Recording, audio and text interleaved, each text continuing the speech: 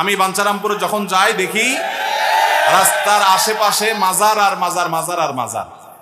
আল্লাহর কোন নেককার বান্দা যদি মারা যান তাহলে ওনার কবরে জিয়ারত করবেন। উনি যেভাবে নেককার হয়েছেন জীবদ্দশায়, উনি যদি নেককার থেকে থাকেন তাহলে আপনারাও নেককার হবেন। এটা হলো কাজ। ওই মাজার থেকে আর বিশেষ কোনো কাজ ওই মাজারওয়ালার কাছে কিছু আছে? কোন মুসলমান যদি মনে করে ওই মাজারে গেলে সন্তান হবে, মাজারওয়ালার ক্ষমতা আছে, আপনার ব্যবসার উন্নতি দিবে, তাহলে তার ঈমান হারা হয়ে যাবে। কারণ আল্লাহ তাআলা কোরআনে আমাদেরকে শিক্ষা দিয়েছেন, সূরা ফাতিহা আমরা বলি ইয়্যাকা না'বুদু ওয়া ইয়্যাকা, আল্লাহ শুধু তোমারই ইবাদত করি আর তোমার কাছেই। আব্দুল্লাহ ইবনে আব্বাস রাদিয়াল্লাহু তাআলা নবী সাল্লাল্লাহু আলাইহি ওয়াসাল্লাম স্নেহ করে বলেছেন, ইয়া গোলাম উআল্লিমুকা কালিমাতান ইহফাযহুন্না ইয়াহফাযুকাল্লাহ, তোমাকে কিছু কথা শিখাই দেই, এটা মনে রাখবা। কথাগুলোর ভিতরে একটা কথা ছিল, ইজা সাআলতা ফাসআলিল্লাহ ওয়া ইজা ইসতাআনতা ফাসতাঈন বিল্লাহ, আল্লাহর কাছে যখন কিছু চাইবা তো আল্লাহর কাছে চাইবা। যত নেক আমল করেন, আপনি মাজারে গিয়ে সিজদা দিয়েছেন, শিরক করেছেন, কোরআন বলছে লা ইন আশরাকতা লা ইয়াহবাতান্না আমালু, সাথে সাথে আপনার সব আমলগুলো বরবাদ হয়ে যাবে। অতএব শিরক থেকে বেঁচে থাকবো তো ইনশাআল্লাহ।